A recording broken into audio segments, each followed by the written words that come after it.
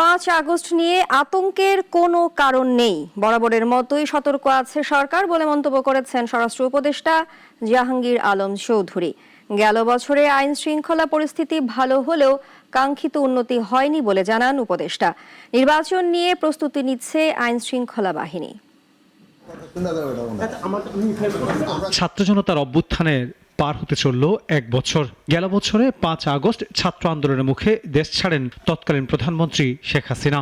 গঠন করা হয় অন্তর্বর্তীকালীন সরকার। গণ অভ্যুত্থানের 1 বছর পূর্তি এবং জাতীয় নির্বাচন সামনে রেখে ব্যস্ত সময় পার করছে অন্তর্বর্তীকালীন সরকার। দুপুরে সচিবালয় আইন শৃঙ্খলা সংক্রান্ত কোর কমিটির বৈঠক শেষে গণমাধ্যমে কথা বলেন স্বরাষ্ট্র উপদেষ্টা।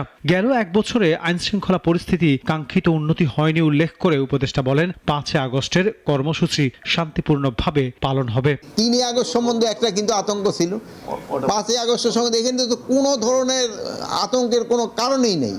আল্লাহ দিলে সব কিছু সব প্রোগ্রাম হবে এবং সব ভালোভাবে হয়ে যাবে আল্লাহ দিলে। এটা আপনাদের সাহায্য এবং সহযোগিতা দরকার। আপনারা বিভিন্ন জায়গাও কভার করবেন, আপনারা দেখবেন যে সব কিছু আল্লাহ দিলে ভালোভাবে হয়ে যাবে। যে দল বেশি দুর্বল তাকে বেশি নিরাপত্তা দেওয়া হচ্ছে জানিয়ে উপদেষ্টা জানান এই আইন শৃঙ্খলা বাহিনী দিয়েই আগামী জাতীয় নির্বাচন অনুষ্ঠিত হবে। বিশেষ অভিযানটা পুরো দেশেই চলতেছে, যেহেতু হয় কি এইটা ইলেকশনের আগ পর্যন্ত চলতে হবে। যেহেতু হয় কি আপনারা তো মানে অস্বীকার করতে উপায় নাই যে আমাদের যে পরিমাণ হাতিয়ার চলে গেছে আমরা তো সব উদ্ধার করতে পারি না। এইগুলো উদ্ধার করার জন্য তো আমাদের চেষ্টা সবসময় জারি আছে, চেষ্টা করতে হয়। মব ভায়োলেন্সে কোনো ছাড় নেই হুঁশিয়ারি দিয়ে স্বরাষ্ট্র উপদেষ্টা সাফ জানান নির্বাচন পর্যন্ত বিশেষ অভিযান চলবে।